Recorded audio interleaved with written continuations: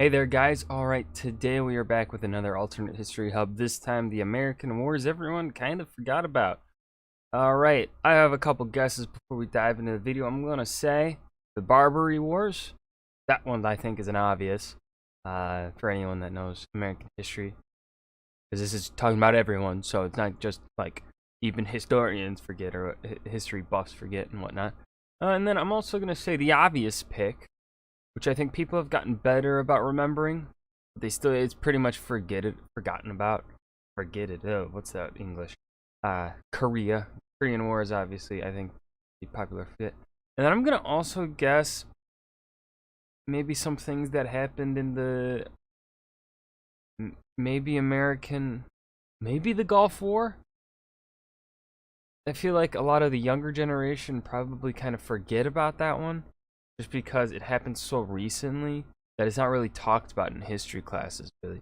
Or when it is talked about history classes, it's talked about for like the last week of a public education history course.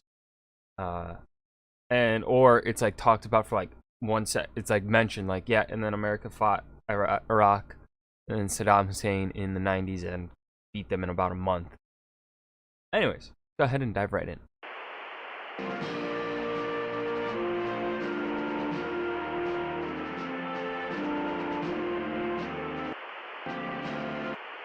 We all just kind of got It's Memorial Day, which isn't simply It is not Memorial Day when I am watching. just an excuse to have a longer weekend. It's officially the federal holiday to pay respects to those who died in all the wars the United States has fought in. You know, World War II, Vietnam, the Civil War, the Quasi-War, the Cherokee Wars, the Boxer Rebellion.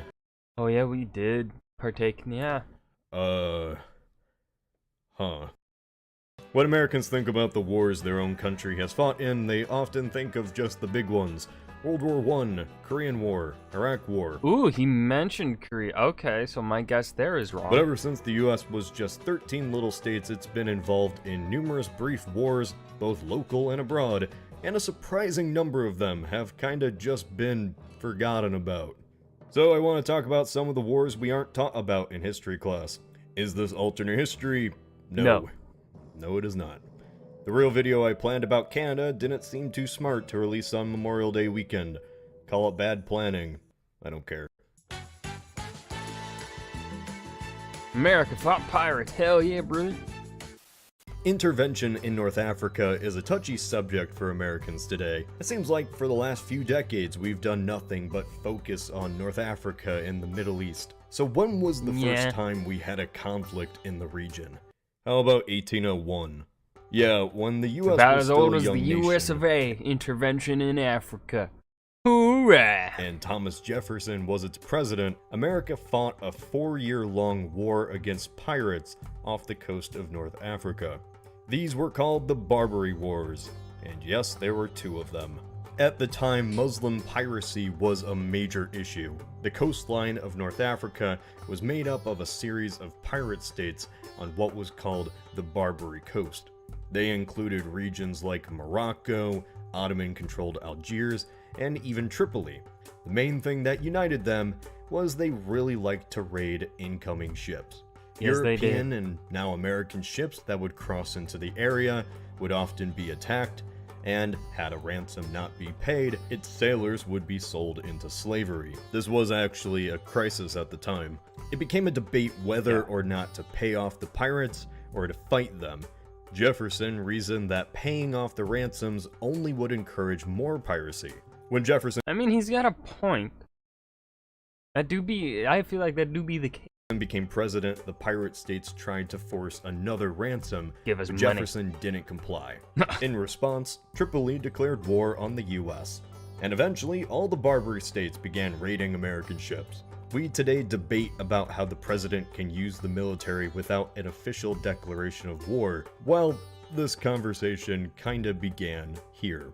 Congress concluded that Jefferson had the powers as commander-in-chief to stop the pirates, protect Americans, and destroy Barbary vessels. Effectively, this was the 19th century version of intervening against terrorists without a declaration of war. Ah. Battles were few in the period of 4 years. It was really just a naval blockade of North African cities with the occasional raid. There was one time the Americans took the city of Derna, raised the stars and stripes over foreign land. After 4 years of this war, Tripoli surrendered and a peace deal was made between the US and the Barbary coast. Piracy remained an issue for decades in the region, leading to another Barbary War in 1815. Once European naval technology became far more advanced than the pirates, Muslim piracy died in the region altogether, leaving behind. And then that second Barbary War, I believe it ended a whole lot faster than this first one. Like I don't know exactly the length of it, but the Americans got their shit together for the second one, and I think I'm a little rusty on it. I learned about it briefly in American military history course, and I've already forgotten. Behind this strange tale of when Jefferson sent the Navy to fight against North African pirates for 4 years. The time America invaded Florida. And When Americans learn about the relationship between Americans and the natives, well, they don't really learn about it. We talk about the Pilgrims and natives, then skip over to cowboys and Indians in the West. So really no. What kind of classes did you take? Because I'm fairly certain I'm only a couple or maybe at most a few years younger than Cody here of Alternate History. We learn about the genocide. We learn about the Trail of Tears. And I grew up in a pretty much all-white neighborhood. Like, I'm talking 90+% white. We learned about the atrocities. We were taught. So it's always weird to me to hear about people talking about not learning the atrocities, because then I'm just like, were you just not paying attention, or did your school really not teach you? Because we fucking learned it. So like, anyone from my high school talks about not knowing this stuff, I'm like, no, you just didn't pay attention at my school. He says, I mean, that's not the case for everyone, but that's how it was for me. When I took a AP US History course, we learned about the Trail of Tears. Now, of course, it was not talked in depth. Because obviously, if you were to talk in depth about it, that would go on for too long. An AP high school class has to follow a certain curriculum and go at a very fast speed to cover the information needed. Because, you know, in American high schools, you get, at least at mine, it was like 50 minutes of a class each day. And so the teacher had like 50 minutes to cover information every day for a whole year, blah, blah, blah. Yeah. I'm rambling. Most Americans only learn about the beginning and the end. We don't teach about the couple centuries of constant, and I do mean constant, conflict. Now, I will agree to that extent. We are not taught about the individual wars. But when we do talk about Manifest Destiny, it is mentioned and talked about the relationship with the natives and how it was not a pleasant relationship. The United States spreading across the continent wasn't just people in wagons moving and taking empty land. It often involved... Specifically, I remember this image because we spent, I believe, like a whole class period just talking about this painting of Manifest Destiny and kind of the imagery that is in it, like the Indians running away, the Americans moving westward and such, like all that stuff. We did spend like a whole class. Maybe not a whole class period, maybe half of it, but we spent a significant time talking about this picture in particular. American soldiers fighting against a guerrilla-style native resistance. Florida once used to be Spanish land, and in that Spanish land there was a native population, mostly called the Seminole. They lived there and formed an active military resistance to the United States. After the Seminole massacred nearby American settlers, the United States wanted retribution, and so the military was called in. The problem was, Spain actually hadn't given Florida to the United States yet, but that didn't matter. Andrew Jackson doesn't give a shit about that kind of stuff.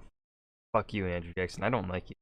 The general at the time gathered a force of 3,000 Americans in 1400 Creek to break the Seminole resistance. Yes, this meant that the Americans had to invade Florida. The invasion mostly consisted of village burnings and leaders being hanged. The atrocities were condemned, but it's Jackson. He didn't care. Yeah, he didn't give a fucking shit about anything. He's a fucking crazy motherfucker. There was a period of peace, Florida became a state, but the Seminole were still a problem to the US. Well, when Jackson became president, they weren't an issue anymore. The US created the Indian Removal Act, which meant all the natives east of the Mississippi had to get out of there. The Seminole understandably didn't like this, and the Americans knew it. And eventually war did come. This war lasted... wait, 6 years? Wow.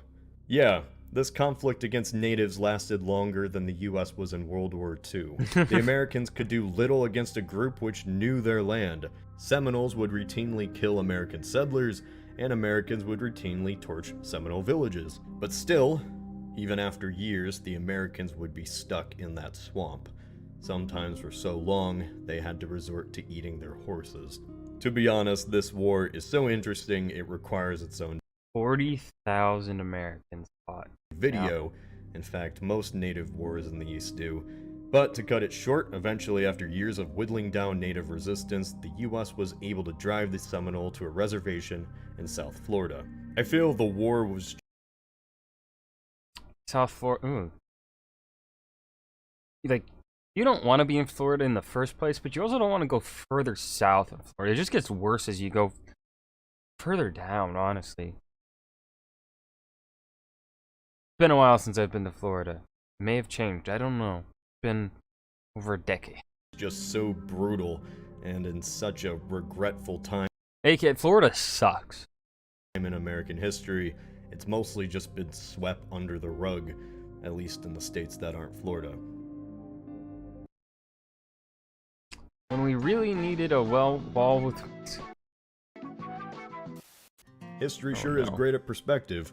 There was a time that Mexico truly was sending their worst, and the border was legitimately so dangerous, the United States had to fight a war to keep the violence out. This was a conflict that raged from 1910 to 1919, simply known as the Border War. In 1910, Mexico pretty much collapsed and was in complete anarchic chaos. Oh yeah. Not even today's violence could come close to how bad it was. This was called the Mexican Revolution, which is way too complicated to get into right now.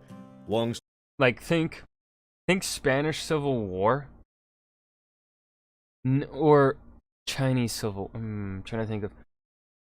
Go with either the Chinese Civil War or the... and when China, like, devolved into a bunch of, like, warlords or whatever. Or think of the Spanish Civil War.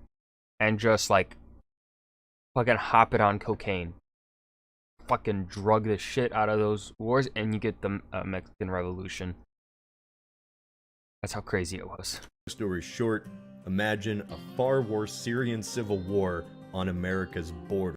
Okay, yeah. Syrian civil war is also a much better comparison there. Yeah. Imagine that, but fucking so much worse. It lasted 10 years, and 2 million Mexicans died. That many? I didn't know it was that many. Holy fuck. The war was just complicated and confusing, and the United States hated everybody involved, so they decided to just secure the border and fight anybody who tried to cross in. Yeah. At some points, revolutionaries would just attack American towns, and battles raged to stop the Mexican rebels from seizing it. Sometimes federal Mexicans tried to attack, and gangs and Germans... What? What? Germany, what the fuck? Like I said, it was a confusing time.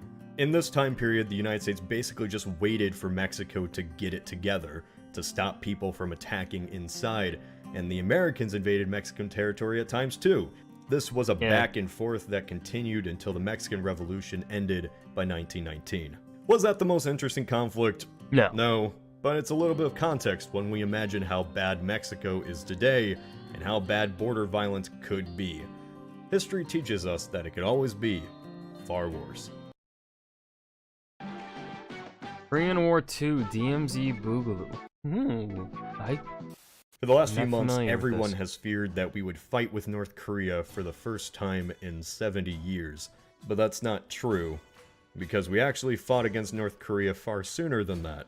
There was a time in the 1960s that America and South Korea fought against the North for 3 years. There was just a tiny conflict against the North in the 60s that never escalated into anything bigger. And when I mean tiny, I mean 400 North Koreans died, 300 South Koreans, and 40 Americans. The South tried to infiltrate the North and failed. The North tried to assassinate the South Korean leader. It was just a strange time. I mean, I feel like they still try to do that. The North didn't have nukes, and the South was still a backwater. South Korea was a fucking mess for honestly a really long time. I want to say it was around the 70s or 80s is when they kind of started becoming the South Korea of today. America was too busy with Vietnam, so after 3 years of not wanting to escalate the fighting, it just stopped. It was soon just called the Korean DMZ conflict, and everybody just forgot that it ever happened. The lesson here is you can always stop a war from escalating if you're already fighting a bigger one. So in conclusion, Jimmy, why did I make this video? I don't really know. It's Memorial Day. It's interesting to remember no longer the less Memorial popular Day. wars out there as well.